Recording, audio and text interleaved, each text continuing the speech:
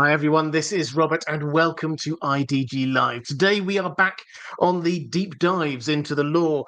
Today into the lore of A Song of Ice and Fire. We'll go and do some more Lord of the Rings deep dives soon, I'm sure, but I put a question out to my patrons after a while, actually, a few months now of focusing in on House of the Dragon and then Rings of Power.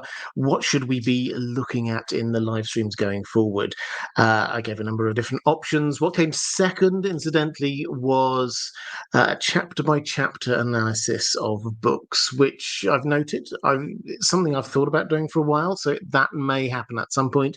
But what came out top was looking at different places, regions, cities, things like that in the worlds that we're looking at. So I thought what we would do is we'd carry on. We did sort of stopped off in the summer, but we did do a series going through Westeros, looking at major, or not necessarily the major houses, but some of the more interesting houses in each of the different regions of Westeros.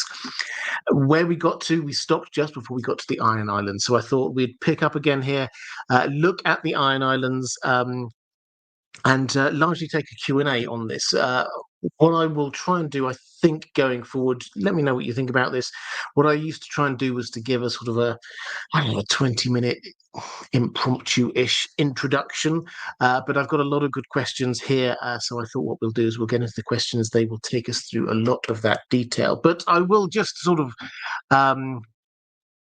add in a few quick thoughts. I often use this map. It's quartermaster.info. Please do go and support them. I think it's a fantastic interactive map of Westeros. And this just so you've got your bearings about where the Iron Islands are.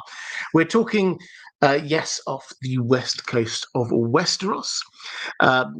Not too far away. It's about 2 days sailing from the Westlands we've got there, and also you can see just sort of the west side of the Riverlands. So Seaguard there, and then you can just see the Twins there in sort of the top right hand corner. So that's not that far away from where the Iron Islands are. There are, in this main archipelago, there are 31 islands. The largest ones you can see there, those are the main inhabited ones. And then another 8 days sail off to the northwest from here, you get the Lonely Isle, which is 13 islands, not just one island, but it's 13 small islands, and those are the furthest west that we have in what we think of as Westeros. They're counted as part of the Iron Islands, but they're again sort of like a subculture really from that. We can talk about them a little bit if you like, but the Iron Islands are distinct in as much as they are ethnically distinct. The Andals never really came in here. They're religiously distinct. The Faith of the Seven did for a while have a sort of a toehold in here, but it never really gained any kind of popular support. And the people very much see themselves as their own culture. And they are within the Seven Kingdoms really on kind of sufferance. They're forced to be a part of this. They consider themselves to be separate. You'll find even in recent history, Balon Greyjoy rebelled against Robert Baratheon, simply not because he thought that he was like, they could easily win, but just because he thought, of course, we're separate. We shouldn't be a part of the Seven Kingdoms. He was just trying his luck. And that feeling is there that they are separate, they are different, they have different cultures. They feel that this House Greyjoy motto of "we do not sow" is very strong within their cultures, that they feel it is their place to be raiding Westeros, not necessarily conquering it, but taking what they want by the strength of arms. So we have this small, in terms of geographical landmass, small area which has got some pretty strong fighting prowess, but particularly with the Iron Fleet, one of the most feared, probably the most feared fleets in all of Westeros. So we will get into a whole load of the background and history as we go through this. But hang on, let's. Why don't we? I'll put me up, but leave the map up here for a little while. So if we want to refer to it, we can do that. Let's go to a question first of all from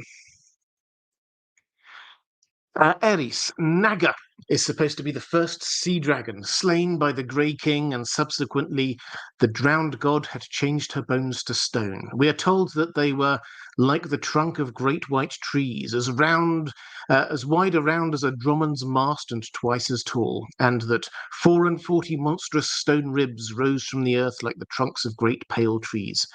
From these descriptions, it is quite heavily implied that this is in fact a petrified weirwood. In the World of Ice and Fire, it says that the Grey King carved the first longship from the hard pale wood of Ig, a demon tree who fed on human flesh. What do you make of the theory that Nagas Ribs are the petrified beams of an ancient ship that either washed ashore atop Nagas Hill or was buried there in a practice similar to the real-world Anglo-Saxon ship burials like the one found at Sutton Hoo? Okay, so we've got a few questions here. I thought I'd start with this one, but we've got a few questions here about the foundation of the Iron Islands. They consider themselves to be different and separate. They feel, whereas the accepted wisdom is that the Iron Islanders, well, the first men were the first to come across into all of Westeros, and the first men made their way over to the Iron Islands. Exactly when and how, opinions vary. But the Iron Islanders believe differently. They believe that they are entirely separate. They came up out of the ocean. They've got their own gods. They've got their own origin myths.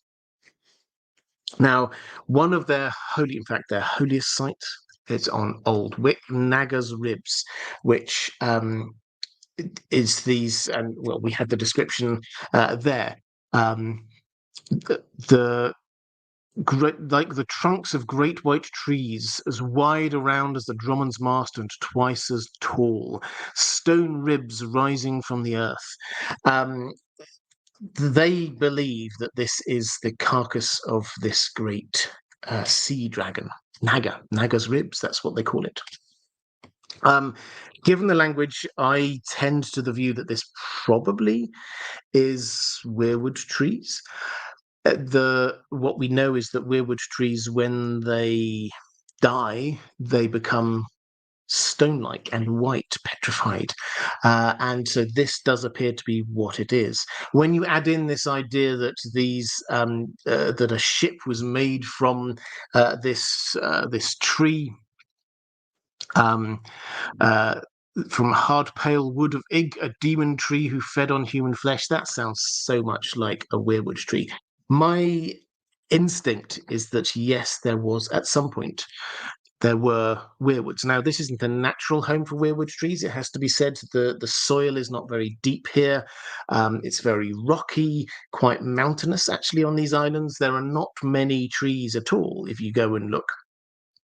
So it's not a natural home, but however, there may well have been some, and we'll at some point, and we'll get into what may have happened in just 1 second.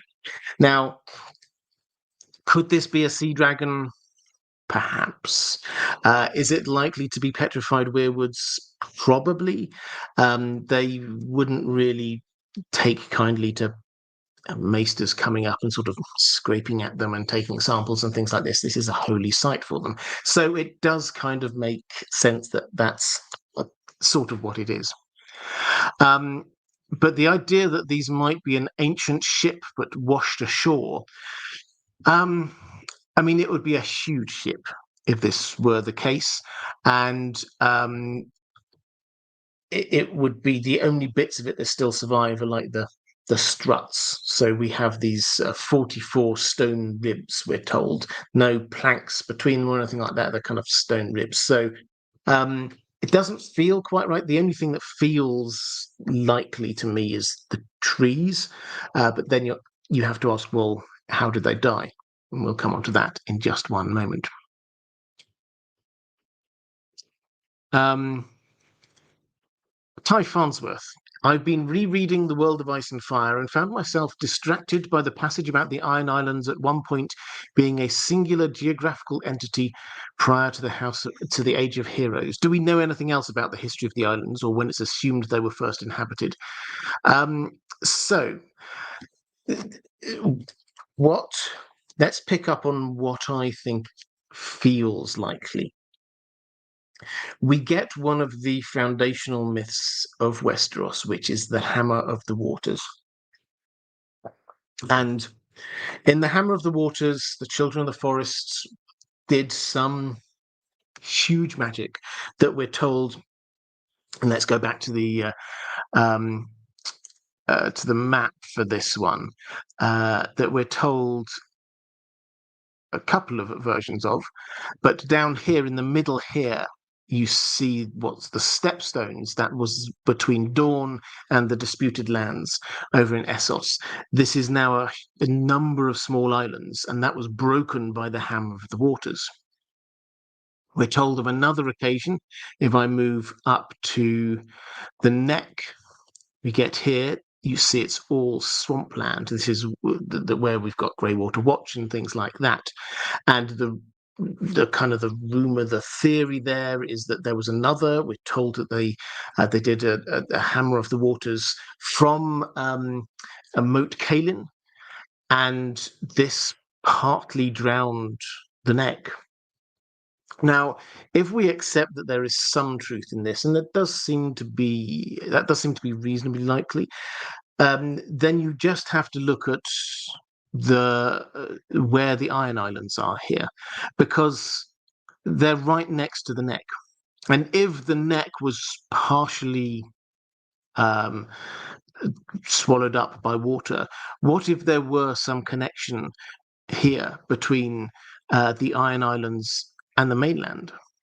What if this archipelago is like we get the massive islands down between Dawn and the disputed lands? That would then mean that people could have walked across to the Iron Islands, and then got cut off by this. And if there was this great flood, great water, that would feed into this idea of where perhaps their much more water-focused religion came from. Because if this was now cut off from the mainland, then the weirwood trees would die, that old religion would have gone, and they're just left with the water around them. So that's my working assumption for what has been going on way back in history. Other people have got other ideas. Some of the Iron Islanders have got other ideas, but that, for me, kind of fits the facts. The Iron Island, for all their differences, the Iron Island culture does bear some similarities to the First Men in the North. Particularly when you come to, say, Bear Island, they've gone in slightly different ways, but the idea of the menfolk heading out to be off to fish and get things from elsewhere while the women stay at home, that feels quite Iron Islandy. And so there are hints of the same kind of shared culture that just bifurcated quite early on. So in terms of the history, there's one other element that I would want to add, which is that they talk about, and we'll come on to this as well in a moment, they talk about the possibility that maybe some came from the west, particularly off in the Lonely Night, the furthest west of the Iron Islands. This idea that perhaps people came from the west. And we also get the sea stone chair, which again we will talk about, which is an oily black stone that seems quite similar to the place where we get the most oily black stone, which is shy, and perhaps people could have come the other way round. And I would just challenge the idea that we have to have just one answer to this. It's very easy to try and say, oh, it has to be this or this. It's entirely possible over thousands of years we had a few different origins for the Iron Islanders. In the same way that in mainland Westeros we've got 3, 4 distinct ethnic groups that are there. We've got the First Men, we've got the Andals, we've got the Rhoynar, we've also got a few other random ethnic groups like Mostain, perhaps even if you go and have a look at House Reed, they seem to have a slightly different ethnicity. So you get lots of different ethnic groups in Westeros. Why do we assume that there's just one origin story for all of the Iron Islanders? Personally, I like the idea that perhaps we have 3 or 4 things. We had some First Men coming across just to start with, then getting cut off. Then we get a few other people who are there, who perhaps were there even before them. And they kind of mix and mingle. A whole lot later, a few other Andals did stop off there. And then we get this melting pot of these different ethnicities that creates its own identity.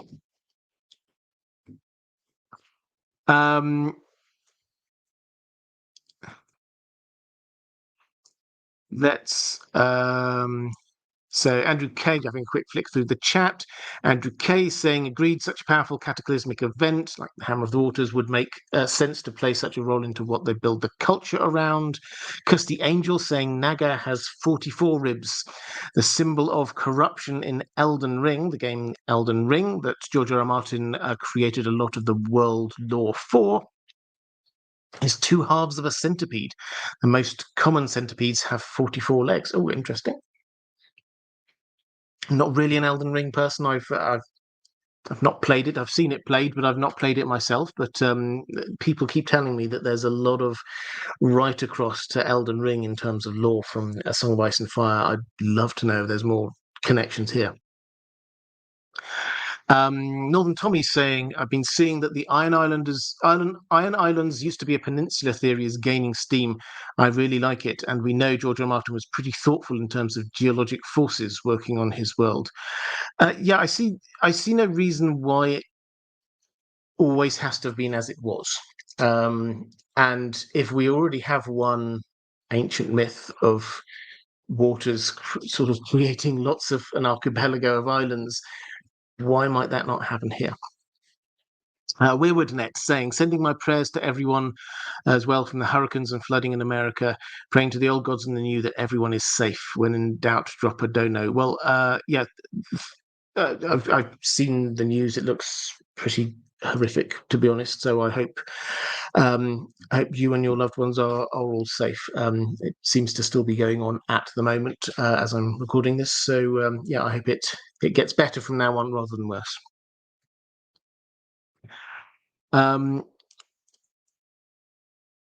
Mimi K-Cat saying, beyond simply possibly dying, what do you think the role of Aeron Greyjoy would be moving forwards in the story? Okay, this is a fantastic question because I love thinking about this. So we have Aeron Greyjoy, who we know that the damp hair, this religious zealot leader, and his story basically that we have is that he calls the Kingsmoot, thinking that this would probably get Victarion elected. It didn't. It got Euron elected. He wasn't happy with that. He rushed off. He tried to rally support against Euron, despite the fact that Euron did, fair and square, I guess, win the Kingsmoot. Then Euron manages to capture him, and as we read his story, which goes on into one of the pre-release chapters from the Winds of Winter, then we find that he's been kept captured kept captive for some time, and that Euron has been playing mind games with him and has been feeding him Shade of the Evening. He's been seeing these visions that Euron has been making sure that he sees. And then as we end it all, he straps him onto the prow of one of his boats, which is about to go into war. So what will happen? Well, yes, he could die. He's been strapped to the front of a boat which is about to go into battle. He's in danger. But I think the thing we have to first ask ourselves is the sort of what literary purpose does he serve? And the literary purpose is to show us what Euron is doing. George R. R. Martin does this a reasonable amount. He creates new POV characters when there's a story that he wants to tell, but there's no POV character there to tell it. So he had this problem. Well, for example, what I mean is he's created a new POV character at the wall in Melisandre. We've only had one chapter from her so far, but people sometimes wonder why did we have a POV chapter from Melisandre up there? Yes, it's cool, but is there a reason for it? Well, the reason is that we used to have a lot of different POV characters up at the wall. We've got John, obviously, Sam, Davos was up there for a bit. What has happened is that Davos is obviously gone, Sam has gone, John, at the end of the book, he's been killed. We need a POV chapter up there. We need to see what happens at the wall in the absence of those other characters. So he created Melisandre. Now, having established Euron as a character, and then he started showing a bit of Euron's tale through Asha, but she's gone off doing her thing. He started showing a bit through Victarion, but Victarion's headed all the way over to Slaver's Bay now. And so how is he going to show us what happens to Euron? We need to have a POV character. And the POV character that he's using at the moment is Aaron. Now, what that says to me is that probably Aaron will survive the battle, because George R. R. Martin did say, now he may have changed his mind, who knows, but he did say that he's not going to introduce any new main POV characters. Yes, we might get prologues, epilogues, whatever, but in terms of main POV characters, he's not looking to introduce new ones. So for that reason, I think that unless and until anyone else is going to be able to see what Euron's up to, and we may get a hint from Sam down in Old Town, we may later get something from Cersei if she has to head west over to Lannisport. But at the moment, actually seeing what Euron's up to, then we've got Aaron. So I think Aaron will survive. And his role initially was to be providing the opposition to Euron. I have, though, at the back of my mind, I'm not saying this is what's going to happen, but I'm just very aware that Aaron as a character has been set up as somebody who's already had one massive life change in terms of his belief system. He wasn't a religious person. Then he became very religious. And now he's basically been subjected to kind of mental torture, magical torture by Euron. And Euron is there basically saying, I am the god, all the gods are going to bow down to me. And he's given Aaron this, I would say bird's eye view, but it's a prowl's eye view of what's going to happen. If we're right, there's every possibility that krakens will emerge from the sea. There's every possibility at some point, maybe even a dragon will come to his summons. Who knows what other kind of sort of Lovecraftian magic he may have up his sleeve. If Aaron sees this in his weakened state, might we see him shift and actually become more of a prophet for Euron? It's it's possible. As I say, it's not what I'm saying necessarily is going to happen, but I think we're all kind of assuming that he's going to just carry on there, being a captive of Euron, and always like just sort of being aghast at what Euron's doing. I wonder whether we might see an arc for him as he's actually starting to buy into this more over time.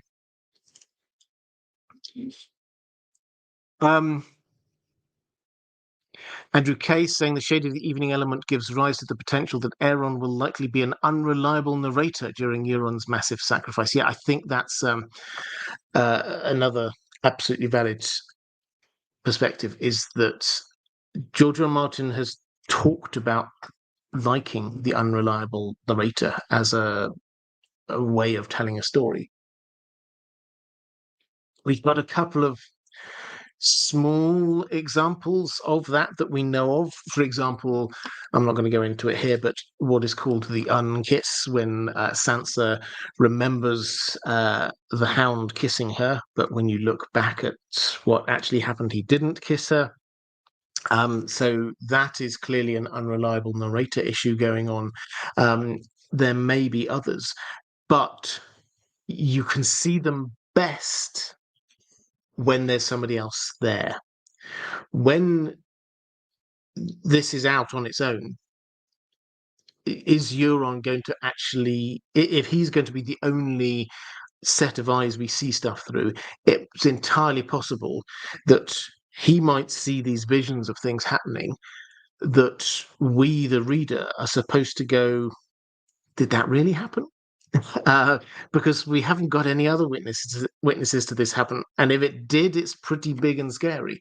And the whole idea of Euron is that he has these massive claims. He went to Old Valyria, he captured these things over here. He's been off to all the different parts of this world. He's makes these massive claims,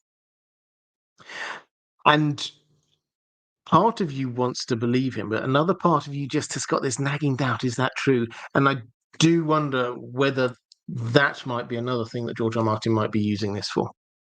So yeah, that was Andrew. That's a really good point there. Let's go. And Northern Tommy saying, yeah, that Winds of Winter Aeron chapter shows us about as much of Euron's mind as we probably want. Exactly. Euron is very disturbed. Let's go to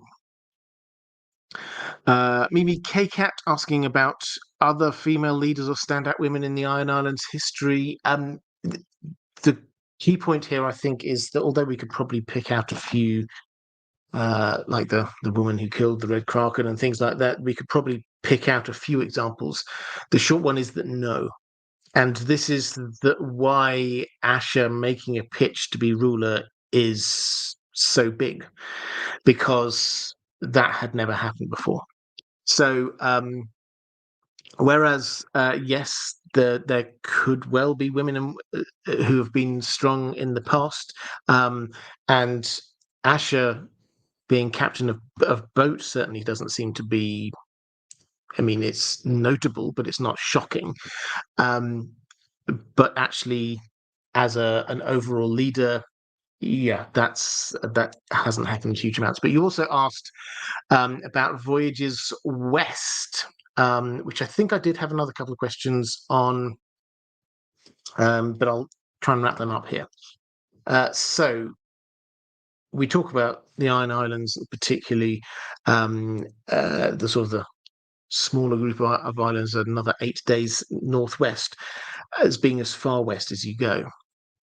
We do get people who do try and go west. Famously, we obviously have Elissa Farman, who headed west, and we think that she made it all the way round to Ashai, at least when the sea snake happened to be in Ashai, he saw a boat that looked, he swore was Elissa Farman's boat or ship. So as far as we can tell, yes, she made it all the way around. There's the famous Brandon, the builder, not Brandon Builder, Brandon the shipwright who built ships and sailed west and was never seen from again. And then Brandon the Burner burnt down all the shipyards afterwards.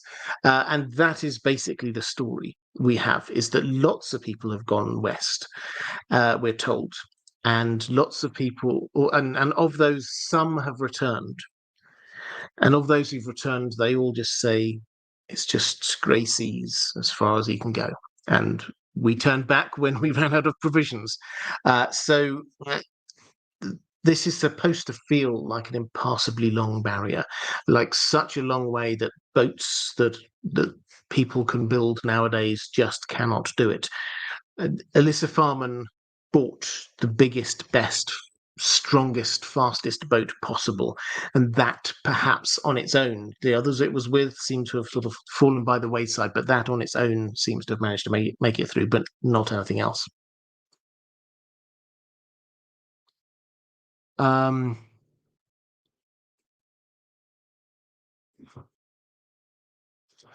let's go to Mars of House Bars. Hello from Ohio. Hi there, Ohio. In the main story, was Balon Greyjoy planning to attack the North before Theon came back? If so, did he just sacrifice his own son? Would Ned or Robb technically need to kill him? Lots of questions. Well, was he planning on attacking? Yes, that was the plan. So his once he got, I mean, the information he got from Theon, I think, was what sort of pushed him over the edge. But we've already seen he viewed the Iron Islands as being separate. He felt that he was the king of the Iron Islands, and he was waiting for an opportunity. He tried once already in sort of the aftermath of Robert's rebellion, and failed. Now he's going to try once more with the Seven Kingdoms fighting itself, who was really going to be opposing him. And Theon, having been captured, because that's basically what it was, and raised by Ned Stark, he was being held hostage, and Theon returning was the last, yes, him returning was a big disappointment to Balon, but also freed him up from one of the last things that's kind of held him back. Is this idea that his son was being held captive in the north. So he was always looking for an opportunity. When Theon arrived, the hostage was gone. The information he brought basically was that the Northern Army was down south and was going to stay down south for quite some time. And the war wasn't going to end anytime soon. So that was the opportunity he needed. Now, when we say attack, the crucial thing is that there's a difference, and I don't think this is analysed as much as perhaps it could do. Theon, when he thinks attack, he's been raised by the Starks, and so he's thinking of conquest. He's thinking of taking land. That's not the way that the Iron Islanders really think of it. They're there to raid. They might gain some small lands along the coast, but they don't want to get too far from the shore. They want to be able to get on their boats and get back out of there if they want to. So when Theon he got his orders, he was supposed to be raiding a few shipping villages, basically, along the northern coast. And it was him who thought, actually, I'm going to go in and take Winterfell. That thought was never really in Balon's mind. He wanted to be taking along the coast, so Torrens Square, all the way up to the sort of the coast to where was it? Up. Hang on, let's see whether we can take. So we've got the fishing villages there, the Stony Shore here. That's where Theon was sent to, and Deepwood Motte was where Asher was. But going all the way inland here to Winterfell, that's not right by a river. That's not what the plan was at all.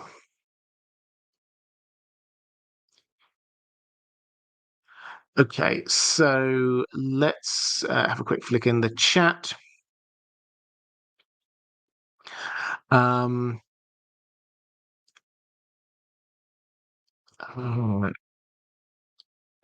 Cannibal the Dragon saying, plus the Northern Army would take a long time to get back to the north in time to stop any invasion or taking back land. Yeah, absolutely. So that's an important part. He got the information that the Northern Army wasn't there and places were not particularly well guarded in the north. Let's go to William Schneider. Saying, hello, Robert. I love the character comparison of Euron and Saruman. The Battle of Old Town is on the horizon in the book. Is it fair to compare the Battle of Isengard with this and the possible loss that Euron will incur? Or do you see Martin making Euron and the Iron Islanders a bigger wild card in the later battles? So this is something I've talked about a little bit, which is that George R. R. Martin, when he talks about the ending of A Song of Ice and Fire, he talks about two things from The Lord of the Rings, one of which is this idea of bittersweet. And the example he uses there is Frodo, and the way that Frodo, by his actions, the Shire, Middle-earth, was saved, but not for him. He could not enjoy it. And George R. R. Martin said that for him is an example of what bittersweet is, because the day was saved, but the heroes can't necessarily enjoy it. So that's the first thing George R. R. Martin talks about. And the second is that he waxes lyrical about the scouring of the Shire, which is the penultimate chapter in The Lord of the Rings. It wasn't in the Peter Jackson films, but basically the hobbits come back to the Shire after all the adventures. The ring's destroyed. The four of them arrive back in the Shire to discover that it's been turned into this industrial wasteland. Saruman is there, and the four hobbits use all of their abilities and strengths and confidence that they've gained during their journey to turf out the ruffians and Saruman, and then bring the Shire back to something approximating what it was before. And George R. R. Martin loves this. He said, the first time he read the story, he didn't understand why it was there, but each time he reads it, he understands more and he thinks it's amazing. I can't remember the exact words he uses, but he thinks it's an astonishing bit of literature. I would agree with him. But I think that the interesting thing here is the fact that he uses this as an example when talking about the ending of A Song of Ice and Fire. And I think what the implication is there is that it's not going to be people going back to the Shire, but we have, after the main thing, the evil has been defeated, and our heroes are there, and they just kind of like, and then there's something else that just has to be dealt with before they can sort it all out. The secondary enemy. And so in The Lord of the Rings, that was Saruman. And so it's after the others and whatever threats the dragons may have, once that's all been dealt with, we've got Euron here. So Euron is taking on the Saruman figure within this theoretical scouring of the Shire. So if we take that as an idea, as I say, it's not fully formed, it's not clear that that's exactly what George R. R. Martin meant, but it kind of feels right. If we do take that, then we say, okay, so we know the big baddies, the others, they'll be dealt with. Obviously, what the dragons have to be. We have to have some kind of resolution with the dragons, but then we've got Euron, and so after our heroes have dealt with everything else, finally they will have to deal with Euron. So that means that Euron has to survive through to nearly the very end of this story. And that means I think he's not going to die in the Battle of Old Town. I think he, I mean, he may well, if not succeed, then he certainly won't die. And I think he will see the need to be building alliances. I think this is probably where Cersei, an alliance with Cersei, does come in as reasonably likely. Old Town is not going to fall over easily, but I don't think that Euron himself will die easily either.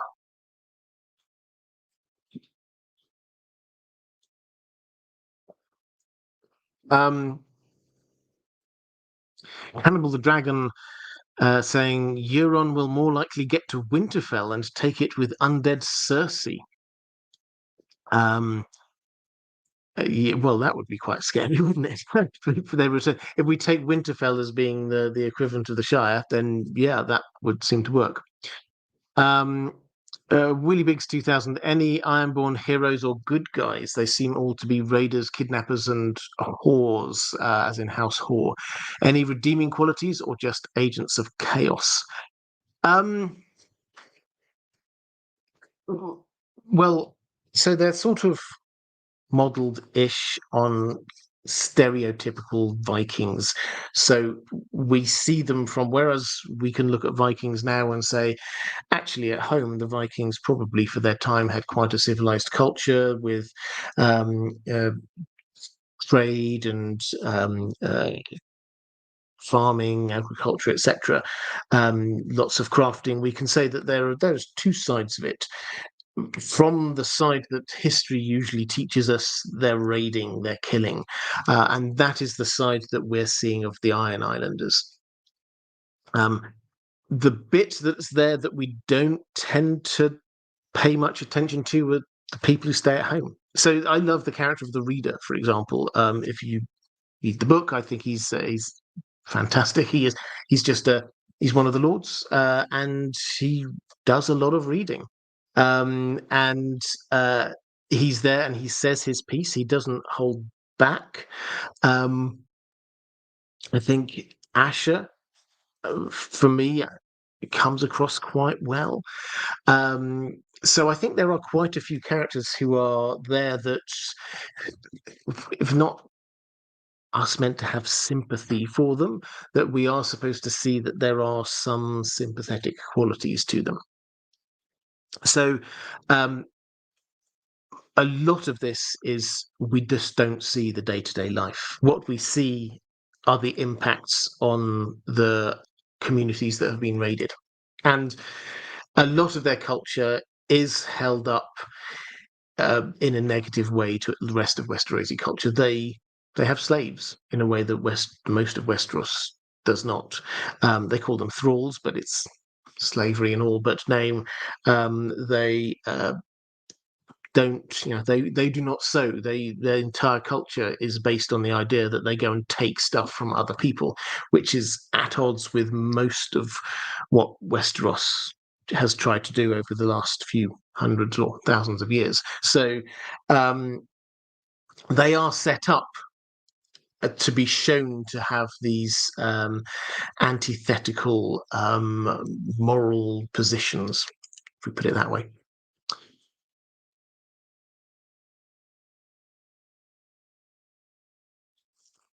Michelle Ramos saying the most badass line was by the reader saying, "Did you really go to Valyria?" Yeah, he doesn't hold back. He does ask these questions. Andrew Case saying, "Not many redeeming qualities with the Ironborn, but I'd say one standout would be the somewhat democratic selection of Driftwood kings." Yeah, so this is interesting. Actually, there are. uh,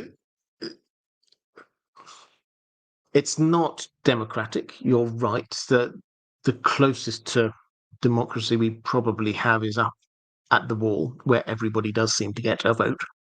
But when you do have a King's Moot, then the captains are all there and vote on behalf of their people. And it is a vote, and it's by popular acclamation. And so, as much as we might not have much sympathy for Euron, we do have to acknowledge the fact that he was the rightful king by their own laws. He was the rightful king of the Iron Islands, and certainly when we were watching the TV show, the way it was presented was, oh, surely Theon and Yara, they make much better people to be ruling. But their claim was based on this kind of you inherit because your father was the ruler, which perhaps we might not think actually is the best way of doing things. So it's not perfect, but it's maybe a step closer to a good way of choosing a leader. John Buxton, who's been a channel member here for 9 months. Thank you so much. I appreciate it. Saying, hi, Robert. I hope you've been well. I have. Thank you. Any thoughts on what we might expect to see of the Ironborn in the next Dunk and Egg novel? Thanks and love to Dan. Well, this is quite interesting. So I assume what you're talking about is the She-Wolves of Winterfell, which may or may not be the next one we see. That certainly seems to be the next one in terms of chronology. Now, in that, they decide to head north. At the end of the adventures of the Mystery Knight, they decide to head north, or Dunk decides to head north. Part of him wants to go up to the wall for a couple of different reasons, but also he wants to go to Winterfell. They're sort of heading off and fighting the Iron Islanders.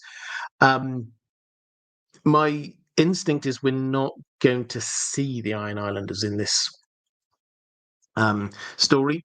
I think it will be largely based in Winterfell itself, and it's going to be dealing with the ins and outs of succession. This was basically a succession crisis for House Stark. Lots of potential lords of Winterfell all died in short succession, and their widows and mothers and daughters were all kind of fighting between each other to try and put the person there onto sort of the Lord's seat.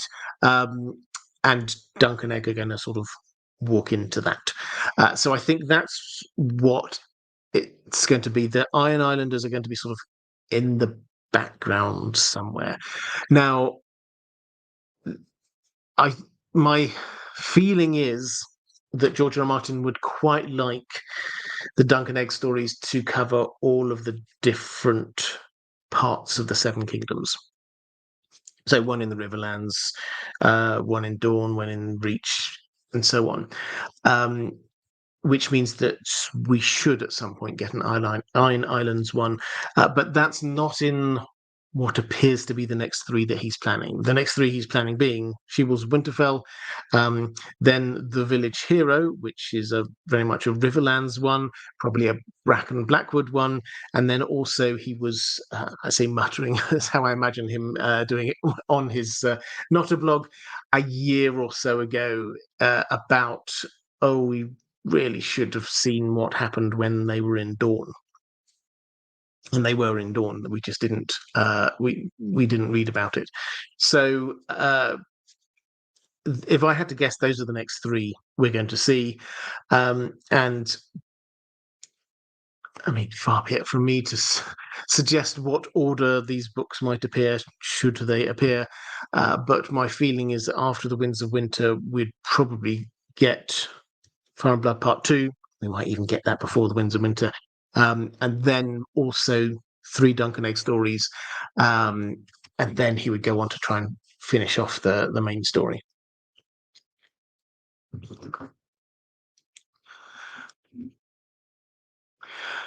Michelle Raimo saying, George posted on Not-a-blog today photos of his trip to the Dunk and Egg set. It looks amazing. Have you had a chance to see? We see Dunk and the winged chalice shield and the Fossaways sparring. Hang on, no, I have not. Let's see whether I can go to.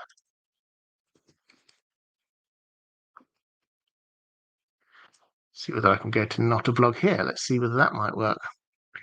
So you can see some pictures. Oh, there we go. Look, I hope that's come through for everyone.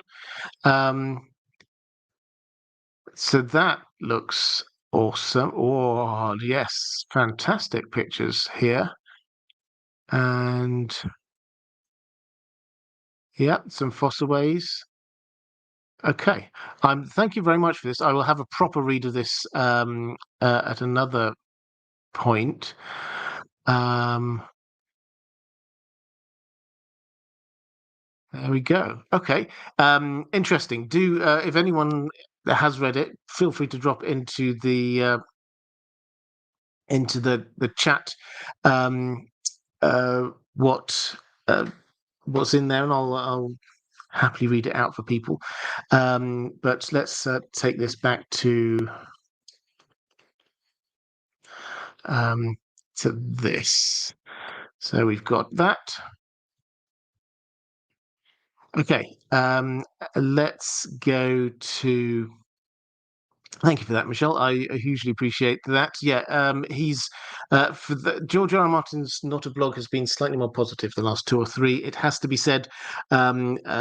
He's he had a fun time when he was off for about a month or so in Northern Ireland to see Duncan Egg. He was in London. He was in Oxford. I think he said he was in Amsterdam for reasons I don't 100% know, and then up to Glasgow for Worldcon. And I think he had a really good time. Very uh, empowering and fun time for him. So I'm glad that he's telling us about all of these things. Um, so let's go to a question from Alexandra Vladimets saying George R. Martin was a friend of Gene Wolfe.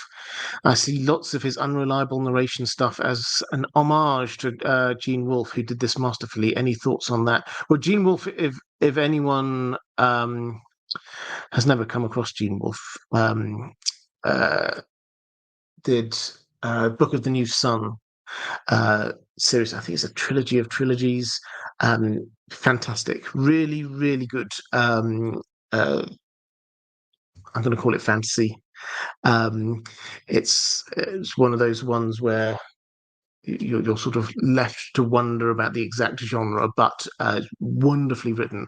Yeah, is that there? I mean, I don't think it's specifically about Gene Wolfe. Is my take. I think this is just something. I mean, when George R. Martin started writing this, unreliable narrator was a very big thing amongst righty circles, as this idea of we can't necessarily believe the person who's narrating this story to us. So I don't think it's just about Gene Wolfe, but unless he said that that was the reason why he's done this. What I would say about the unreliable narrator here is that he hasn't yet obviously used it in a massive way. Now, what I mean by that is that he has uh, he's clearly used it in a couple of small ways, and we can certainly see people's perspectives on things. And so we get, when the easiest example is Cersei, when she sees the world is very different to how we might understand it. She sees Tyrion as always there, trying to kill her, and it's like, we know because we've seen Tyrion's POV that he harbors some ill thoughts towards her, but he wasn't there always trying to get at her. She sees Marjorie as always out to get her. We're pretty certain that Marjorie is not all sweet and innocent, but also she's probably not quite as Machiavellian as Cersei seems to think. So Cersei's a great example of this, but we can see that. What I think will be fascinating is if we find out that there are some big things that we did not know were unreliable until later. So um, he does use it, but it seems to have been either in very small ways, like the unkiss, or in ways that it's pretty obvious to a keen-eyed reader that this is just a perspective thing. Keep an eye out in case he's going to do anything else with it, because he talks about it more than he uses it, is what I would say.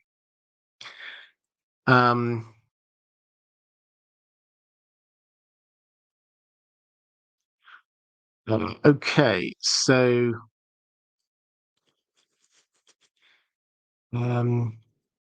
Shadow of the Torturer audio book. Yeah, so that's again fantastic stuff. Gene Wolfe. Lady Vaughan-Strauss says, "Who doesn't have a good time in Amsterdam? I always do." Well, quite. It's a fine, fine city with wondrous architecture and great history. Let's go to actually, as we're an hour or so in, let me just take this as an opportunity to thank my patrons first. I always thank my patrons because I can't do what I do without your support. So thank you. If you do wish to support this channel, the best way to do that is via Patreon. There's a link somewhere down there in the description, and also to the wonderful moderators. If you're here in the chat live now, the reason why it's such a welcoming and fun place is because the moderators do a fantastic job. So could you just show them a little bit of love? I would hugely appreciate that. Let's go to a question from Simon Schaffner saying, "I heard a theory that Euron will trick Victarion to blow the horn, and then he will die, and his soul will go into one of Dany's dragon's bodies, and that dragon riding is basically an ancestor worship type deal. I heard it a while ago, so I'm not sure about all the details. But what do you think of this?" Well, I think if you read the chapters, Victarion's chapters, it is very clear that whatever he's planning is not going to work. The way that George R. R. Martin talks about Victarion, I think the exact phrase he uses is thick as a stump. Victarion is not supposed to be very clever. He just, for example, he thinks to himself, all of Euron's gifts are double-edged. They can't be trusted. And in the same breath, he's got the dusky woman that Euron gave him as a gift that he doesn't even seem to think at all. Oh, hang on a moment. What's going on here? I think I'll just talk in front of her about everything that's going on. So he doesn't even think these things through. He welcomes Moqorro onto his ship, basically, and Moqorro has been sent by the central temple of R'hllor to go and help Dany, and because they think that she is Azor Ahai reborn. And there is absolutely no way on this planet that he is going to just sit by and sort of twiddle his thumbs while Victarion goes and tries to firstly claim the dragons for himself and then claim Dany for himself. That's not going to happen. So whatever Euron does do, it's not going to work. As for the Dragonbinder, the horn itself, then I think it's pretty clear that whereas Euron thinks that you can just have control of it and blow the horn and get control of a dragon, Euron must have done something to bond the horn to himself, so when it's blown so far away that actually it's not Victarion or the people who blow the horn who get control, it's Euron himself. So there's another level going on there. I just whether or not Euron himself actually blows the horn, I'm not 100% sure. Yes, he might be thick as a stump, but even he knows that if you blow that horn, then you die. And that's why he's got 3 slaves to blow the horn, not him. He thinks he's being really clever. So is this about somebody dies and their soul or spirit goes into the dragon? I don't think it's quite like that. But we know that Valyrian magic is about fire and blood. There has to be sacrifice. We know that when the one person we know who blew that horn, Euron's guy, he blew the horn, when they looked at him, his lungs had kind of turned to ash. He'd kind of burned up inside. So that is the sacrifice. You blow the horn, and then the sacrifice is the person who blows that horn. And that is the fire inside and the blood sacrifice. That gives it its power. And that allows you in some way, from what we know, Dany thinks back that the old Valyrians had horns with which they can control dragons. That allows you to control a dragon in some way. Beyond that, we don't know.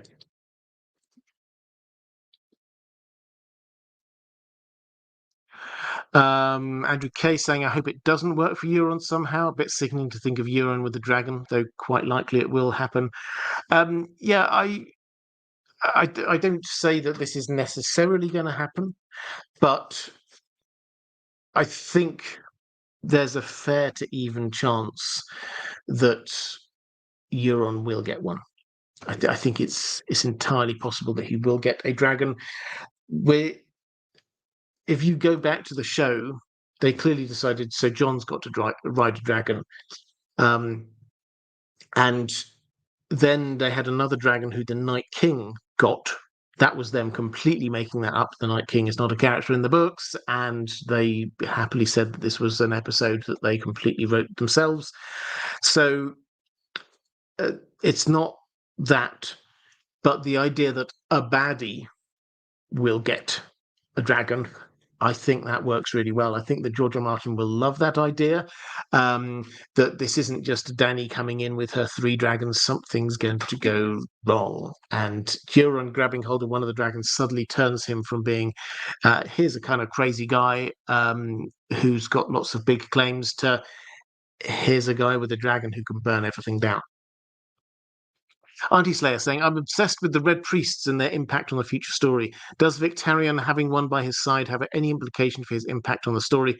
Or is he just a vessel to get Moqorro to Dany? Well, I don't think he's just a vessel to get Moqorro to Dany, but I think he is a vessel to get Moqorro to Dany. To digress slightly into the Red Priests, I would say that we tend to think of them as just being individual Red Priests. We've got Melisandre, we've got Moqorro, we've got Thoros of Myr. But the way that we're kind of shown through A Dance with Dragons is that this is a mass movement. When Tyrion passes through the Temple to R'hllor in Volantis, first of all, it's massive. He thinks it's 3 times the size of the Great Sept in King's Landing. And then secondly, he sees people being whipped up to a fervor, and his feeling is this is the same kind of feeling that there was just before the riots in King's Landing. The people are angry. The people are about to riot. So when we're talking about the Red Priests, this is not just a few random Red Priests who may have a bit of power here and there. What we're talking about is this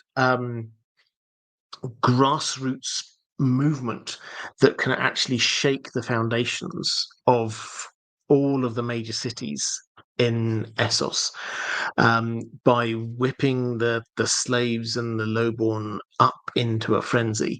It's not just about the priests, it's about the power that the priests have over masses of people. So in terms of Victarion, I think Moqorro is 100% using him. I think that Moqorro is 100% not going to let Victarion have his way. I think that this might be a way that Moqorro can try and gain some trust from Dany when Dany returns by saying, hey, and here's this guy that I didn't let steal one of your dragons, and his navy. That's the kind of feel that I could imagine that he might wish to do in order to try and get on the right side of Dany.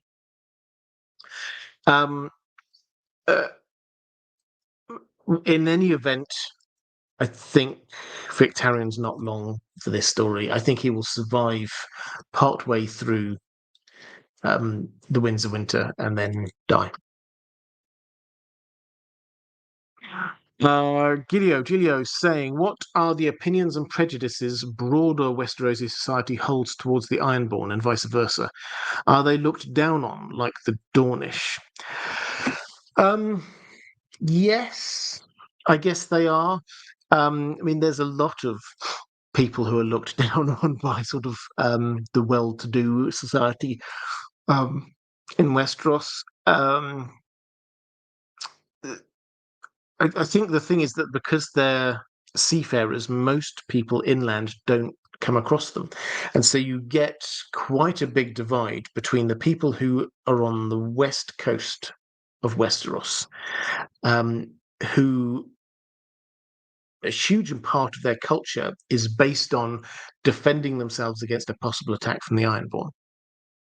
So they have an understandably confrontational approach to the Ironborn, and they see them in a in the same way that people on the east coast of England, way back 1500 years ago, whenever it was, would have seen the Vikings in sort of raiding. That's the feel that they've got. Further inland, I suspect the Targaryens largely seem to have seen them as kind of troublesome part of the Seven Kingdoms on the edges of it that occasionally can be used because of their sea power, but it's more a matter of trying to make sure they don't rebel than anything else. As for sort of general feelings about the Ironborn, the devout see them as having heretical views and gods, and I suspect most people on the eastern side, probably, other than stories of what they did to the Westerlands and the Riverlands and the like, don't have huge amounts of views.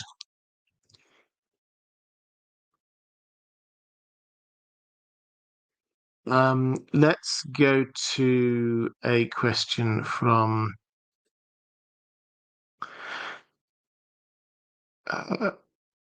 Michelle Ramo saying, hi, Robert. Hope all is well with you and Dan the dog. It is, thank you. What do you think of the theory that the Iron Islands may have been founded by an ancient mariner society that originated in the Great Empire of the Dawn? The theory goes that these mariners escaped after the downfall of the Great Empire of the Dawn and sailed the Sunset Sea to the Iron Islands. The three islands named after the conquerors already had pigs on them when Alyssa Farman stopped there, which indicates people were there before. It also explains the oily stone that the sea stone chair is made out of. Additionally, the far winds always talk about going back west to sail the Sunset Sea. Maybe they remember where they originally came from. I'd love to hear your thoughts. So I sort of touched on this a bit earlier, but I want to unpack it a little bit more. The I don't think that we necessarily have to conclude that the Ironborn all come from one single place. They're not all first men who got trapped on the Iron Islands after the Ham of the Waters. That probably is a large amount, but it's not all of them. Some may well be Andals who came over and settled on some of the eastern parts. But I do like this idea that some may well have come from the east or from the west as far as the Iron Islands are concerned, but from the Great Empire of the Dawn, shy that part of the world, and come all the way around and landed in Westeros in the Iron Islands. Now, as you pointed out, there's a couple of hints here. We've got like House Farwind do talk about going back west. Yes, the islands with random pigs on do suggest that there were people who might have been there at some point. But the Sea Stone chair is probably for me one of the most interesting ones. The legend is that it was there when the first people arrived. The Sea Stone chair was already there, come up out of the waters. It is made from oily black stone. Now, ages ago, I did a video. I think it's down now. I will put it back up at some point about black stone in the world of Ice and Fire, because we often talk about black stone as being all this mysterious black stone, but there do seem to be 3 or 4 different types of black stone. We get what we might think of as basalt, which is just normal black stone, but when it rains or something, it can get a little bit slick and shiny. We have fused black stone, which seems to be what we have in large clumps, like at the base of the high tower, 5 forts, for example. Then we get the more intricate fused black stone, magically carved by used dragon fire and blood magic, like Dragonstone, with all of the statues that are there. And then we get this oily black stone. That's the way it's described. And that appears only in 4 places. The Isle of Toads, Summer Isles, I think, possibly also Thorios, here with the sea stone chair, but mostly over in Ashai. Now, Ashai is perpetually gloomy, and part of that is that the buildings seem to be made out of this kind of black stone, which seems to suck in light in a way. Now, I've seen a great theory about this. I think it was from Amanda, Disputed Lands originally. Don't misquote me if it was from someone else. But the idea is that you had originally the Weirwood network spread, and Weirwood trees spread across Essos as well.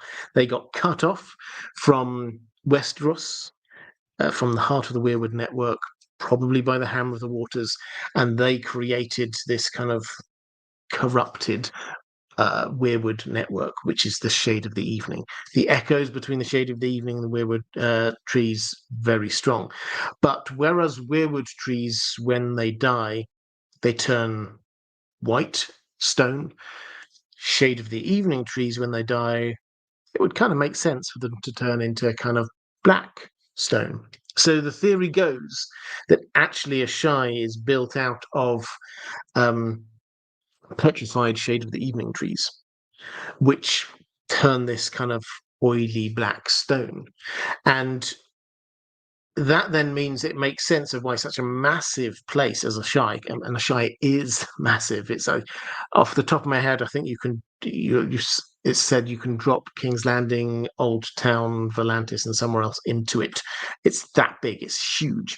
That means that there's a lot of that substance, but it mysteriously doesn't appear anywhere else. So if people escaped there for whatever reason and they took a throne with them, it would make sense if it's made out of that.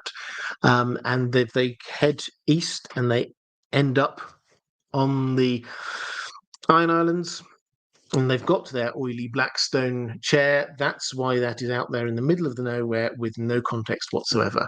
And so maybe there were a few people, maybe they died out. But maybe there were a few people when the first men came over. Who knows? It's a theory that I like. I don't think it's something that we'll ever be able to prove one way or another, but it really works for me. Maura Lee in the chat. Hi there, Maura. Great to see you. Just saying, just a show of love and support. Thank you for all the fabulous content. Thank you. I hugely appreciate it. And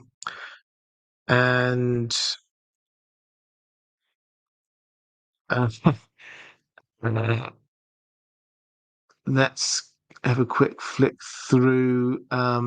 Lady Pushkin's saying, does Whitby Jet count? Yes, that's an oily black stone. Definitely. Andrew K saying, I don't think it works as well for Ashai. I suspect Shade of the Evening trees were always still somewhat rare. Ashai is so massive to have been built of that material, unless there was a forest of it. It's to say it's a theory. I don't think we can prove it one way or another, but it's a theory that I really like. Let's go to a question from Lady Pushkins saying, actually, I was just reading it from the chat there, saying, hi, Robin and Dan, the super woofer. There seems to be a theme of rebirth in A Song of Ice and Fire. Reborn from the fire, Jon likely reborn from ice. Other characters have a rebirth of sorts in their story arc, like Jaime. What are your thoughts? I'd love to hear them. Also, it seems to fit in with the Iron Islanders' beliefs. Yeah, so this is definitely a big theme: life after death, and rebirth, whether literal or figurative. I mean, John, you say they're being reborn from ice. I think he will be born from fire and ice. I'm not going to go into the whole theory here, but I still hold up. I think his body is going to be put into the ice cells. I think it's going to be frozen, and then I think it's going to be burned, and that will defrost him, and he will come back to life, so to speak. His soul will go back in his body at that point. So it will be from ice, but also from fire, and that will be his kind of rebirth. But leaving that to one side for a moment, yes, the theme is very strong, very clearly across the piece. We got Qyburn, who thinks about this a lot. We get Danny, who is reborn from the fire, effectively.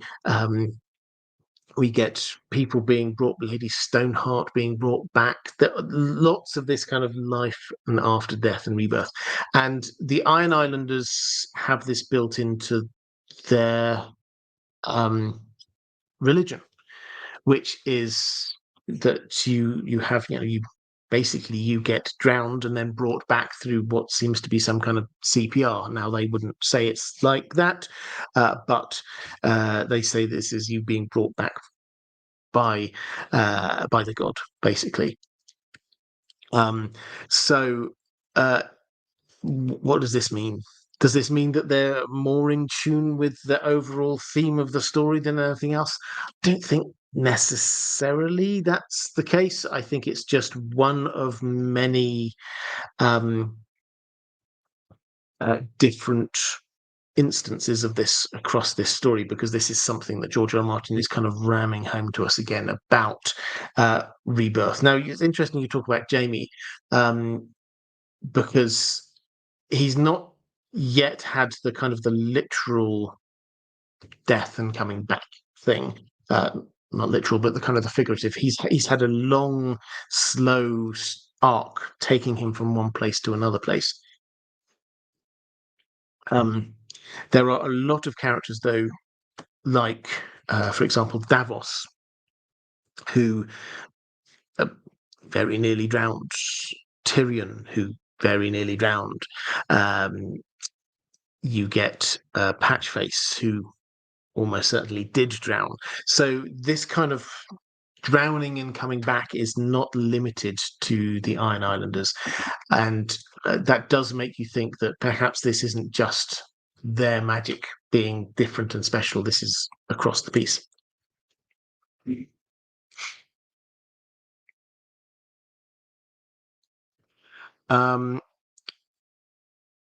Let's go to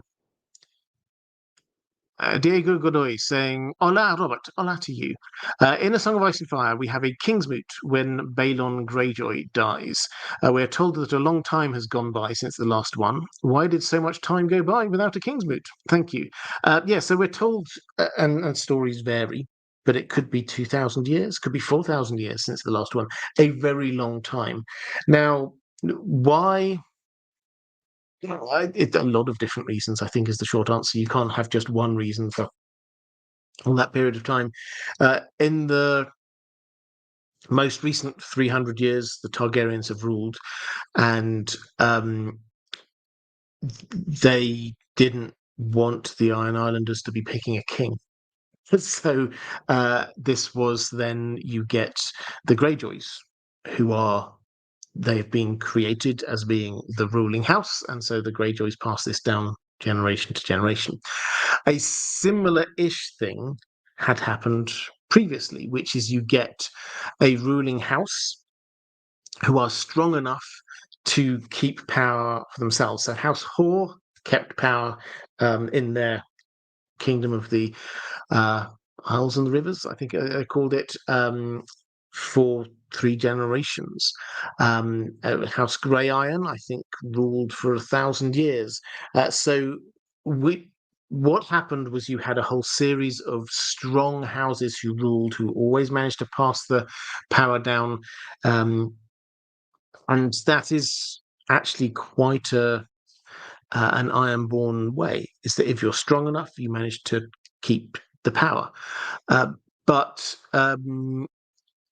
also, there are a number of, when we're told the history of the King's Moot, there are a number of examples, particularly the last couple that we had, where the King's Moot, for all of us, and I didn't quite wax lyrical about it, but sort of say this is approaching democracy. It's not democracy, but it's taking a step towards democracy. All the captains get a vote, etc. In reality, what happened was that this was just a show of strength. And then what happens if somebody arrives a bit too late? And actually, they're stronger than the person who won, but they didn't arrive in time for the King's Moot. Well, that actually literally happened, and then just a whole load of people got wiped out, and somebody just took power, because who has power? The most powerful person.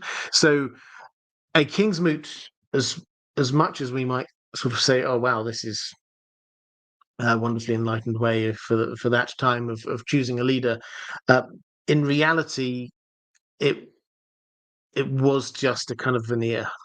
The most powerful would take the power anyway. This was just a way for the most powerful to show their power. If that kind of makes sense.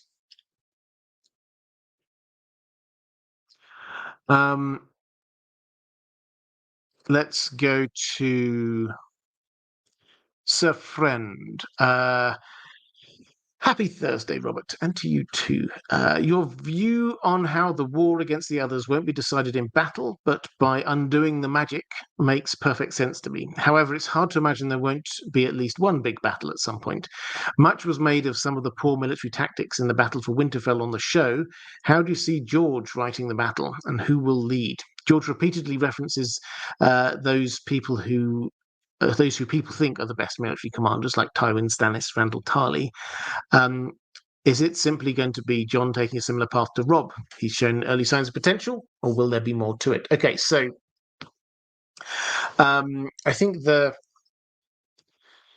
those who've missed this kind of like bigger point, what I've said for a while now is that with the others, how this is going to be solved is not just a big battle and then the good guys win, hooray, that's the others dealt with.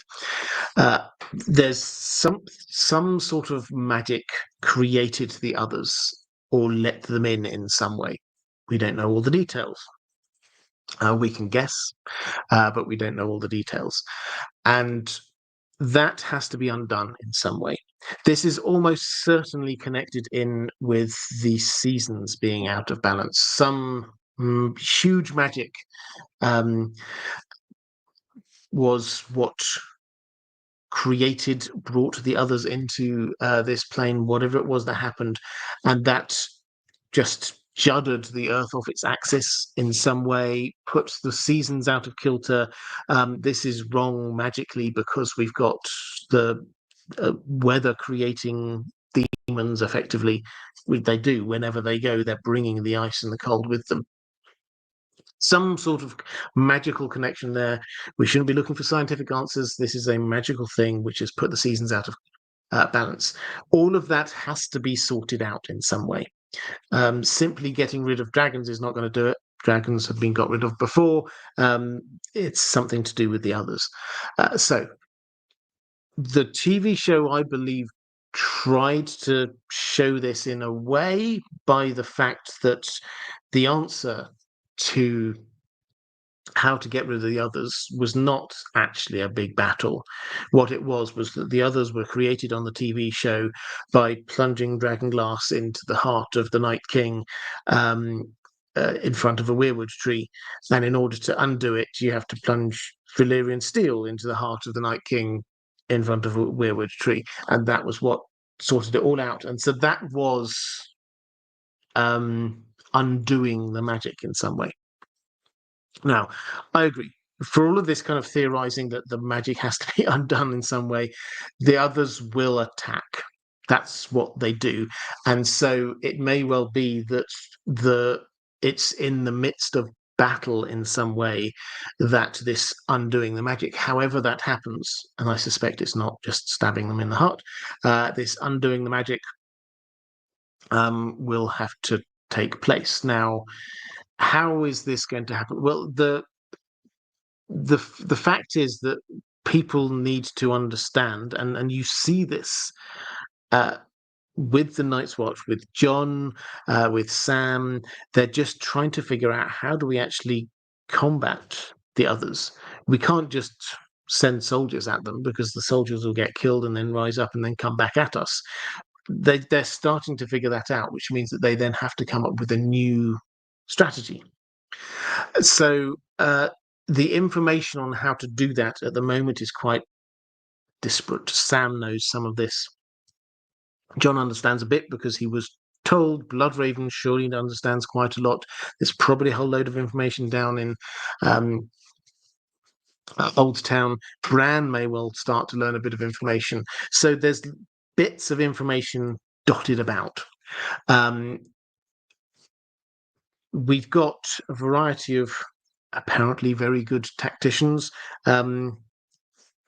Will they be fronting up a battle?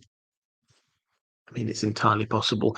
But the important point is that they have to be told how. And at the moment, that information has not been disseminated. But I was having a conversation about the tactics the other day, actually, with someone about how it looked really cool. I kind of forgave it in the long run. I kind of forgave the stupid tactics at the beginning of that battle for Winterfell, because I can remember how it looked when the Dothraki all charge off with their flaming swords, and then the swords all go out, and then a few of them come back. That looked really cool. It was clearly not a very good tactic. You don't just like charge at the enemy who you know can kill you, and then if they do kill you, they'll just raise you and their army gets bigger. None of that made any sense, of course, but it did look cool. I'll have to say that.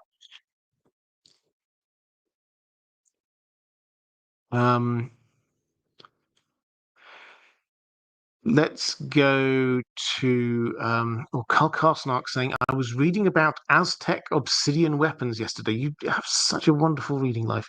The Spanish said they could cut a man clean in half, or decapitate a horse and leave little shards in the wound. Uber metal. Well, that's quite impressive.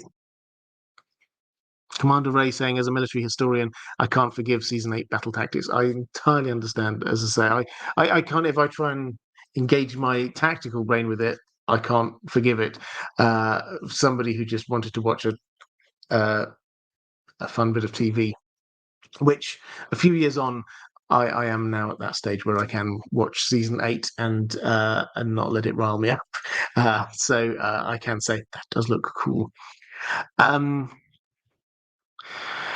Sir friend, okay, that was the question I just read. Ranabim Mitra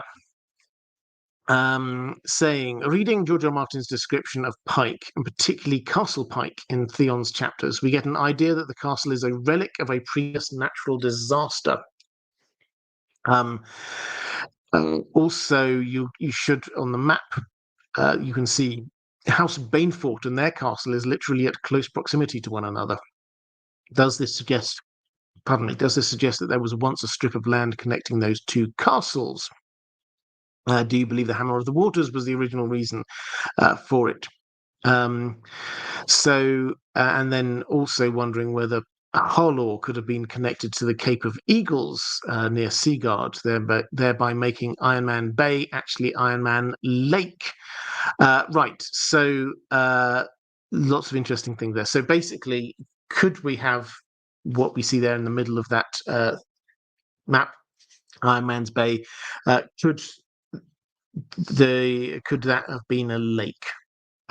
Could we have the Iron Islands joining together, and then Pike and Banefort, and then the Cape of Eagles and the 10 Towers perhaps all joining it? I mean, I went through this a little bit earlier. I think it's entirely possible. As for whether Pike itself was around at the time. My instinct is probably not. I think that's more recent than then. Although it's sort of behind me, if I kind of lean out the way, then you can see that it's built on C stacks basically. So the I don't think this was the Hammer of the Waters. The Hammer of the Waters might have created those C stacks, but I don't think it's like they're a matter of this was a castle which was just, it used to be joined to the mainland. That is, incidentally, it doesn't look very far on the map. That is 2 days sailing, we're told, from Banefort to Pike.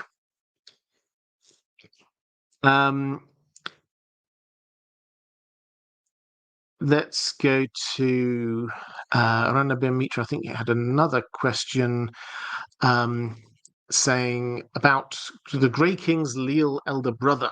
House Goodbrother descends from this legendary figure, and their roots originally crossed paths with House Greyiron of Orkmont, whose sigil literally looks like Garth Greenhand. Could Garth and the Grey King have been brothers in the legends, with their descriptions and actions seeming to be opposites to one another? Yeah, it's entirely so. Garth Greenhand is the legendary kind of founder figure that we get down in the Reach and with a lot of the First Men. And so is it possible that he was the brother to the Grey King? He was supposed to live for a very long period of time, as was the Grey King, who was, I think, 1,000 years he was supposed to have lived.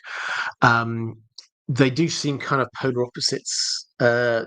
That we get Garth Greenhand is this wonderfully vibrant character, where wherever he goes, then life sprouts and bounteous beauty happens. The Grey King is grey, and he's almost like this kind of deathly pallor figure who just carries on, only just surviving and just keep on going. He is this kind of opposite figure. Might they be brothers? Well, yeah, possibly. This is one of these things where we have to just sort of go back and say George R. Martin's very clear about all of these legends that we get: Garth Greyhand, the Grey King, and the Builder, everything from the Age of Heroes and earlier. We should not treat them as truth.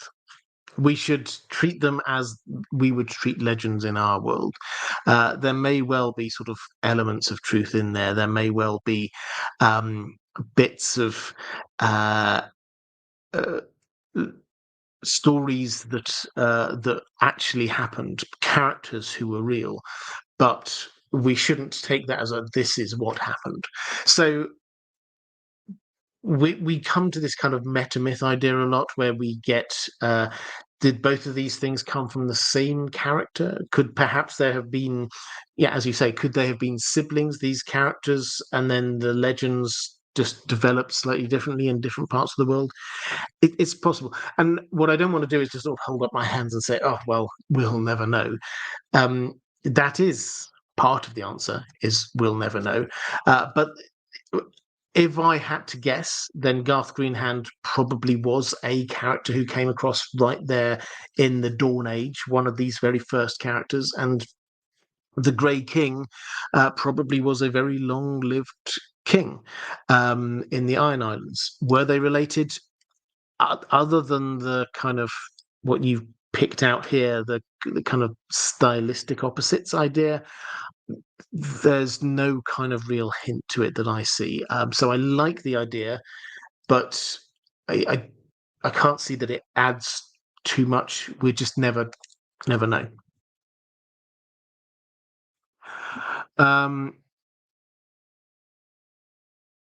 Andrew Kay saying House Goodbrother does seem a remnant of potentially previously more typical First Men culture or Garth worship on the Iron Islands. Yeah, absolutely. I mean, that certainly plays into this idea.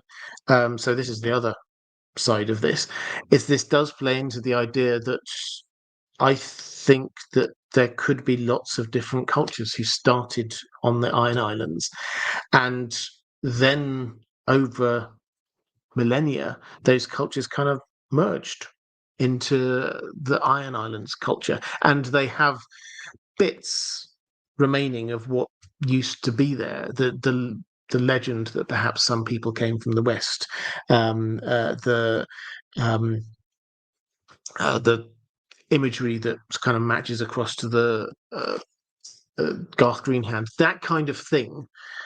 They're kind of hints that probably there were lots of these different cultures who all came in. It's if I were to say if you ask you to take one takeaway, it's this: do not think that we're just looking for one answer on where the Iron Islanders came from. I think there are lots of answers.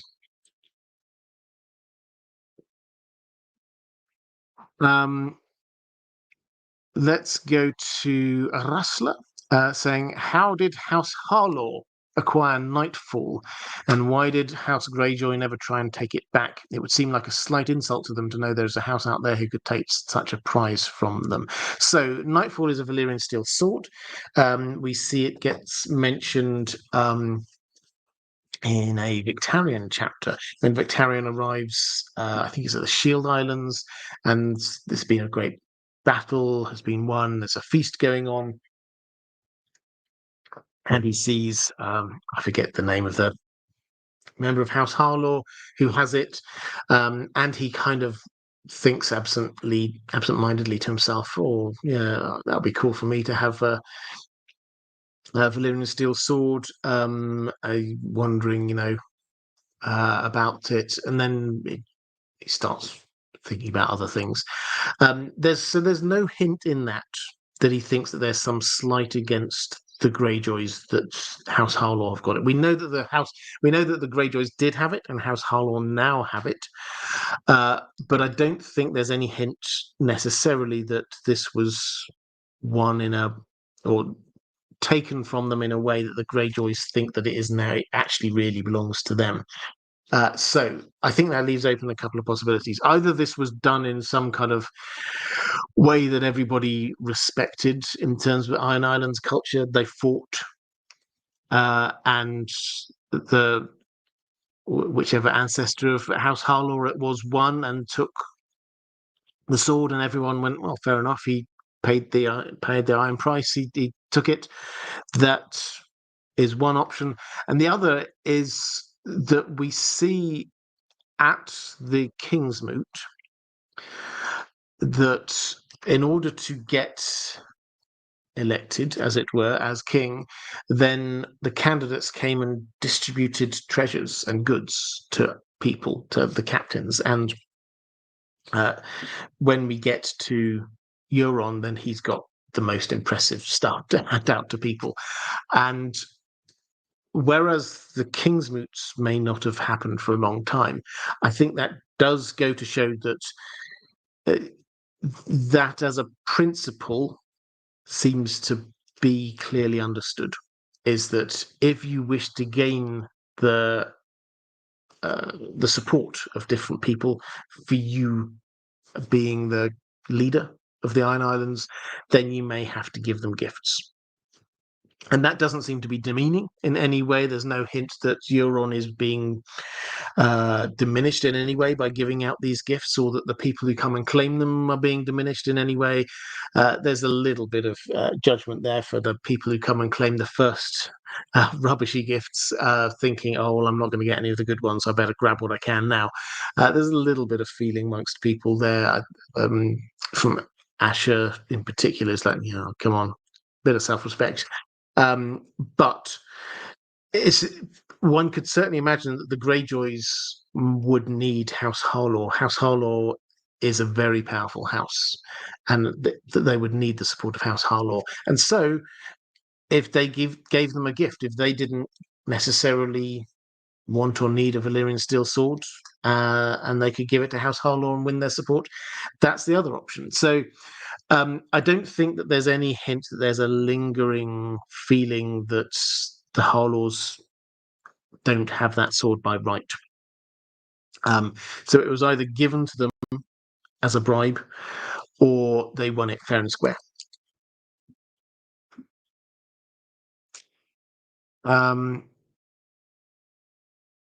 And Russell was also asking where was House Hoare's original seat of power on the Iron Islands before they built Harrenhal. They were a House Hoare of Orkmont was what their full title was, I believe. So they started in Orkmont, but the Hoare Castle is, I think, on Great Wick. So one of the biggest island you've got going on there. So they were an established um, family there on the Iron Islands before they took control. And Lady Vaughan-Strauss saying happy Halloween, and to you too. For how long did the King of the Iron Islands also control the Riverlands? Were they all equally brutal in their own way, or was Harrenhal a particularly cruel person even within his own house? So it was 3 generations, that kingdom, the kingdom of the Isles and Rivers. That was 3 generations, so less than 100 years. And there were other times when the Iron Islands had sort of grabbed little bits here and there, but that particular kingdom was 3 generations. As for Harren the Black, was he particularly bad? Well, he became known as Harren the Black, which I think probably goes to show that he was known as being rather cruel. And what he did, though, when he was sort of building Harrenhal using slaves, many people died doing that, building that for him. That was generally considered to be the blackest deed that he did. That is not unique to him. Lots of other people did that. Lots of other Iron Islanders kept slaves, worked them hard, killed them. This was just more visible to most of the people in Westeros because this was a king in the center of Westeros building the biggest castle in the land. So, yes, he was slightly more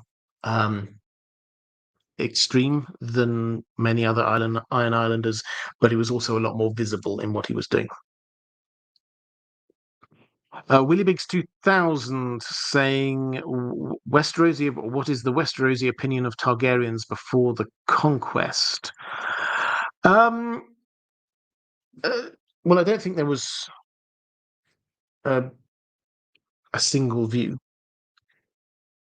I think that most Westerosi will have been wary of the Targaryens. They'd been, for 100 years, they'd been sat on Dragonstone, not really doing much, it has to be said. That some seemed to try and strike up friendships. So, for example, we know that Aegon went to the Arbor down in the southwest of the Reach and seems to have had a very nice time there. So some definitely seem to strike up friendships. Some were already naturally allies. Obviously, the Velaryons and a few of the other islands around there were natural allies to them already. Some, however, seem to think they could be manipulated. So we get Argilac, who was definitely there thinking, I can try and get the Targaryens to come in, and they can rule a bit of land and be a buffer for me. Basically, thinking that he could manipulate the Targaryens. So there wasn't just one particular view of them. I think overall, people obviously will have been wary of dragons, and therefore aware of the Targaryens, but there was a range of views.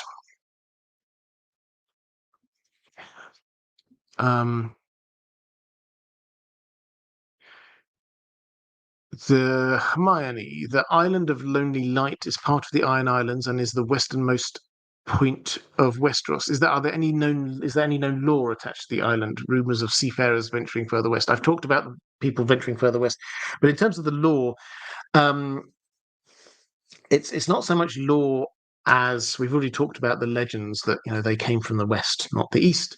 But it's not so much lore as legends and gossip, because they're 8 days sailing away from the rest of the Iron Islands. So the rest of the Iron Islanders tend to view them as being sort of a bit apart, a bit different. You're only going to go there if you're going to go there. You're not going there en route to somewhere else. You're not going to stop off there for provisions en route to somewhere.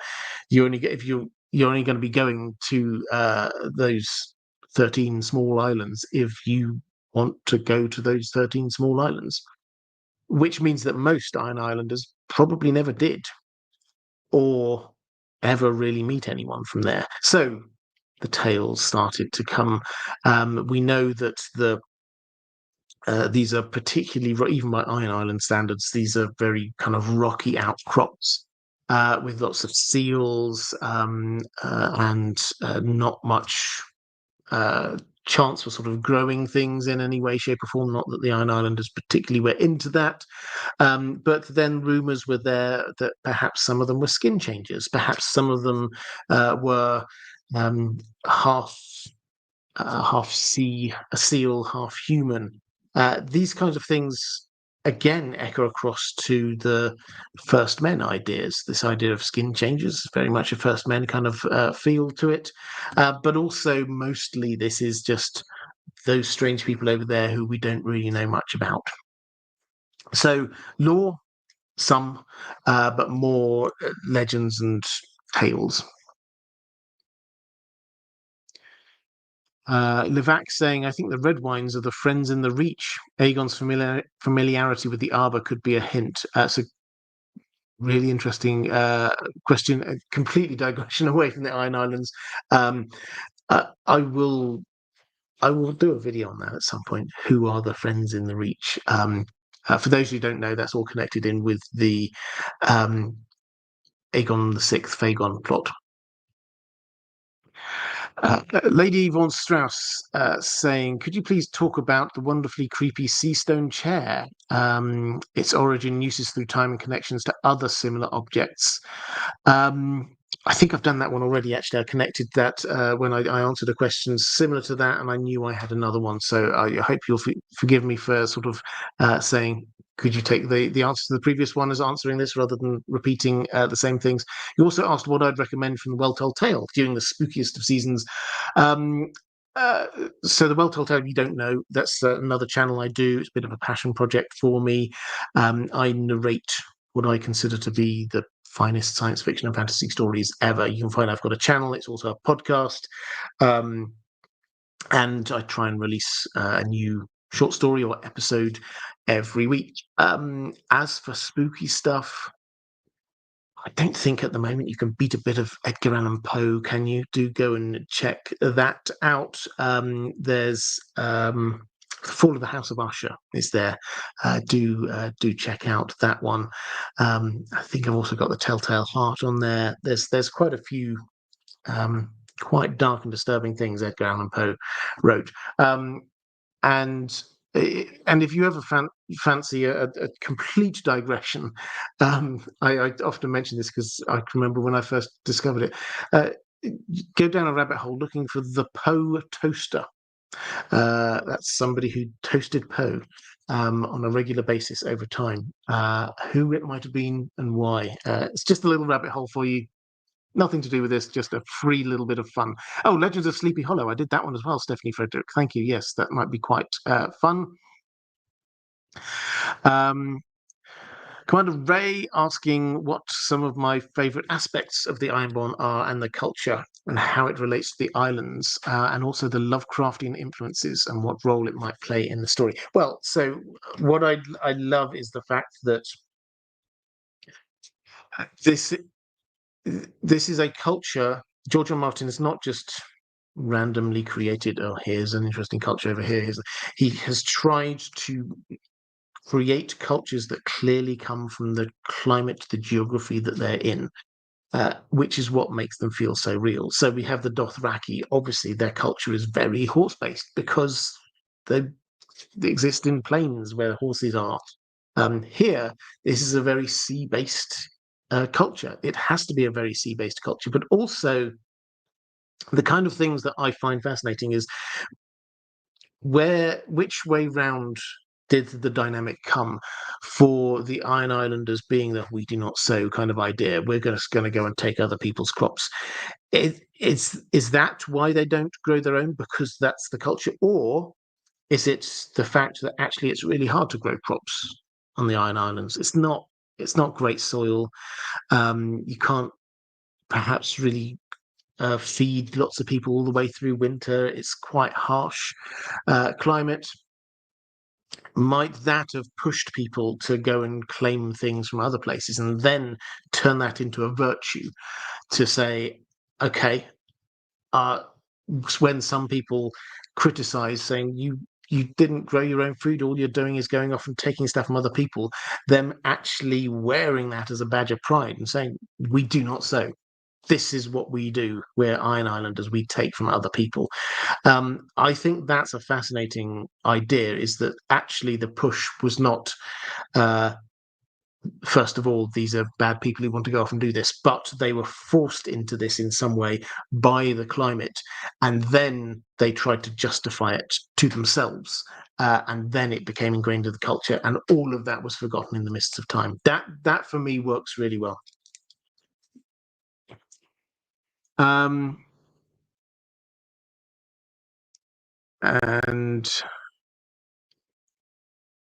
I think that was my question. And my last question, or my penultimate question from my patrons. Now is a good time to drop any more questions into the chat. Dave Mason saying, haven't caught an IDG live in forever. Well, welcome. Great to see you.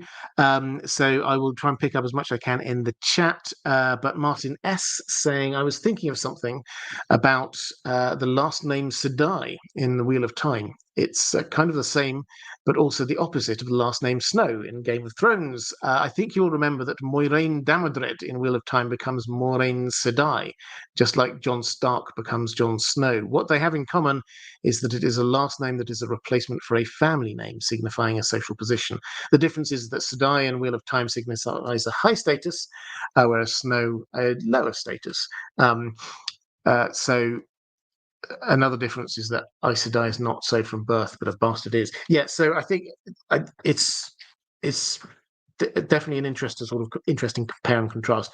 I think the thing that I would the nuance I would tweak from that is that it's not that Jon Stark became Jon Snow; he was never a Stark, and so it's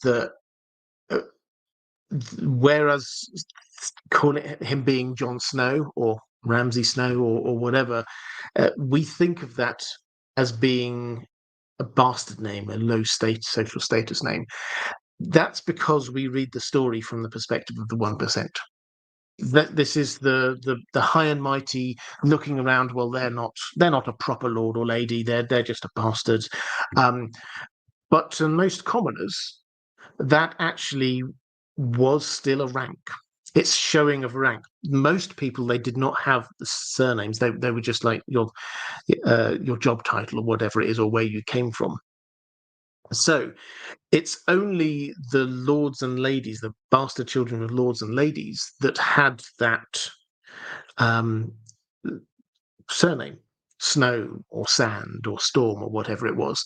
And so for the common people, they saw someone who was actually a step up, might not be the right way of saying it, but of a certain social standing, who has been recognized by the lord or the lady, and therefore they're slightly different to the normal small folk. So it's just a slightly different perspective we have to look at this, is that we always see this story from the 1%, and from the small folks perspective, actually somebody who we might think of as being a bastard is actually someone in quite a privileged situation. Jon Snow was in a very privileged situation. He was brought up in a castle. He was raised as part of Ned's family. That is not the case for bastards from non noble families. Question from Caius Ballerina saying, I know Ironborn captains don't put much stock in education, but could one of the reasons they are the way they are be because of the ritual oxygen deprivation to the brain? Okay, so this is the ritual being the drowning, basically, and it's theoretically what you do, die, and then you regurgitate the water, and then you come back. It's not 100%. Some people do actually just not come back. Some people, by implication, yes, they do have long periods of oxygen deprivation to the brain. I don't think we can say that, given the fact that at most this seems to have become almost a formality, not quite in a kind of sort of the baptism of sprinkling water on a baby's head rather than actually dunking into water. Not that kind of huge difference, but there is a significant difference between what we see with Eren, who is very much going back to the old ways, and we have to actually properly hold people underwater until they stop kicking, and then bring them back and things like that. That was not how most of the priests operated for most of the time. So I don't think we can take that across the piece. It is true, though, that the Iron Islanders did not prioritize being able to read. That was not seen as one of the sort of skills that shows that you're strong. I suspect that's more to do with a slightly more high testosterone culture than it is for any oxygen deprivation. Taras Ballerina saying, why is the culture so resistant to change? After every enlightened reformer comes a regressor. Is it the brain damage? Also, why are they allowed slaves when they are banned in the rest of Westeros? So, what? I'll take these in reverse order if that's okay. Why are they allowed slaves? They're not allowed slaves under Westerosi law. They have some thralls. Now, they argue there is a technical difference between the thralls and the slaves. They're not allowed, under Targaryen rule, a lot of the time the Targaryens kind of looked the other way and let them do their own thing. They, however, would not allow them to go raiding and suddenly take a whole new load of people from Lannisport. So that was out. However, those who were already there in thraldom were kind of left alone because they could just say, well, they're just bonded servants.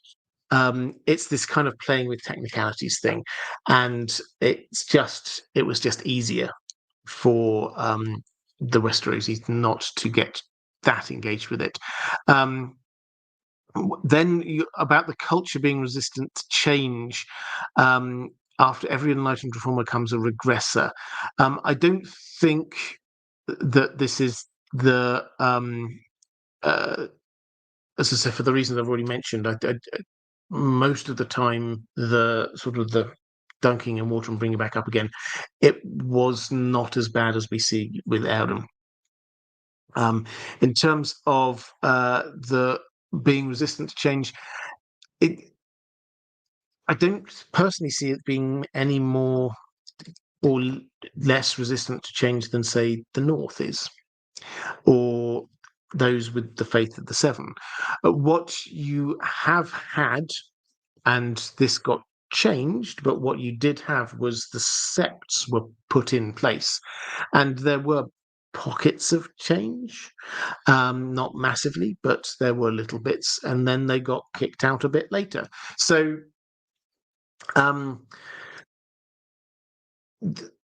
if you're looking for a reason why there wasn't so much shift I think it's more to do with the fact that there was not so much immigration to the Iron Islands. So there was not as much exposure to new or different cultures. It was only when the Targaryens ruled the Seven Kingdoms and kind of forced a few little things on there that we got the first little bits of change. Martin S. I used became loosely here. I know Jon Snow was never Jon Stark, but he would have been in a non-bastard state, as it were, and became Jon Snow at birth instead. Oh yeah, absolutely, of course. Yeah, so he could have been Jon Stark if he were not a bastard. But yeah, he was Jon Snow because of where he was brought up. Okay, let's have a quick flick through the chat. Elf Boy's saying, I'm petting a squirrel while watching this. Okay. Carl Karsnock saying, cultures and organisms evolve differently on islands. Hard to get there, hard to get away. Stephen King does this a lot with Little Islands in Maine. Yeah, that's a good point. Erin Sunex getting some mod love in. Absolutely. Feel free to give a bit more mod love. And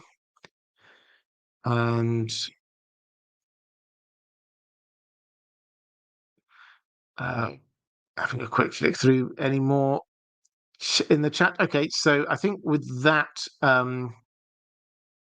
I will start to draw these close. If you let me know down in the comments, though, because as I say, this is I'm in a kind of a mode of I'm trying to work out what we do with these live streams, how we operate them going forward. I've taken the thoughts from my patrons, and that's why we're going back to these deep dives as much as anything else, which I really enjoy. I think they're a whole lot of fun. But yeah, do let me know if you've got any more thoughts. Let me know down in the chat, in the comment section afterwards. I will take everything on board and have a think about it, and hopefully we'll have a few new exciting things coming along in the meantime. As for let's put me back on the main screen.